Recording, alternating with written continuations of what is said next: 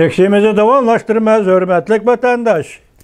Bugünkü islaha 2021 7. ayının 11. günü hürmetlik vatandaş. Yukarı leksiyanın devamı. Şuna hazır Afganistan'ın içki vaziyeti gözgürüş etrafındaki devletlerine kandak tesir görüşsüdür.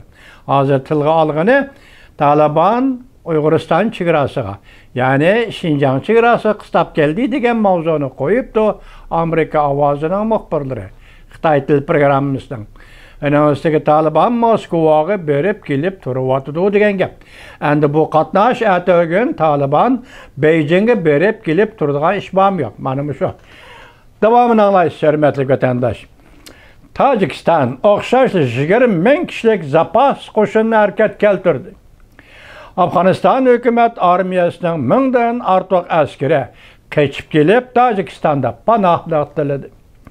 Tacikistan bile Afganistan, Cungo, Uyguristan ülkesi bilen Wuhan koridoru arkalık çegiralanıp durdu.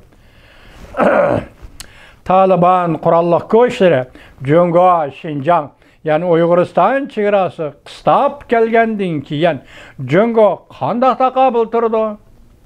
Bu qatam Minister Wang Yi O'rta Osiyo 3 davlatni ziyorat qilganda diqqat qiladigan eng qiziq nuqta mushu nuqtadir. Tojikiston moslashib Cungo bu yerda allaqachon o'rinlashtirish elib borgan edi. Yaqindan beri Cungo bilan Tojikistonning bexatarlik hamkorligi intayin zich bo'lib keldi. Cungo Tojikiston armiyasiga yordam berdi. Terbiyeledi, lager kurup verdi, bina selip verdi.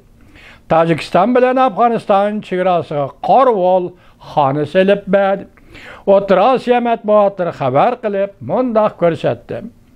Tacikistan doiralari sukut qilgan, yo'l qo'ygan ahvolda Cungo harbiy saqchi xodimlari bir necha yil burunla Wuhan koridoru etrafidagi Badaxshan rayonida harbiy ishlar o'rinlashtirishi elib berib, chorlash elib berishni boshlagan edi. Tacikistan Cungoga qarzga bo'g'ilib qolgan O'rta Osiyodagi davlatlarning biridir. Taliban O'zbekiston va Turkmaniston chegaralarini tizginlashga boshladi. Taliban qurolliqlari yaqinda o'xshashla Afganiston, O'zbekiston chegaralaridagi chegara qarovulxonalarini tizginlashga boshladi. Afganiston davlat bayrog'i tushirilib, Talibanning bayrog'i chiqarildi. Afganiston hukumat armiyasining bir qism askarlari chegaradan O'zbekistonga o'tib panohlik tiladi. Turkmaniston Afganiston bilan tutashgan chegaralarga askar ko'paytdi. Chegaradagi harbiylar oila tavobatlarini chekindirishga boshladi. O'rta Osiyoda ba'zi siyosiy arboblar mundaq deyishdi.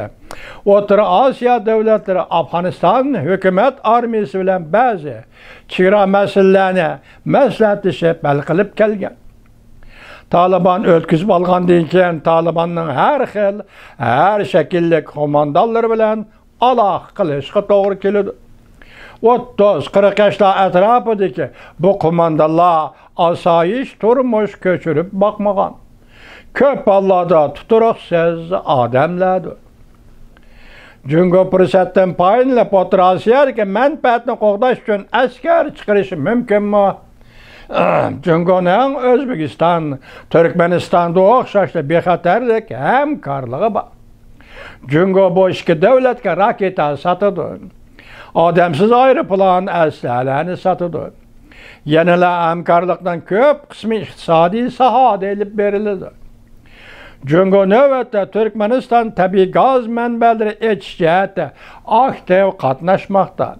Bu davlatdan chiqadigan tabiiy gaz O'zbekiston orqali o'tganda, O'zbekiston orqali o'tib Şinjan Uyg'ur avtonom rayoniga kirigicha bo'lgan aralıqda O'zbekiston o'zi ishlab chiqargan tabiiy gazni qo'shib, Cungoni tabiiy gaz bilan ta'minlaydi.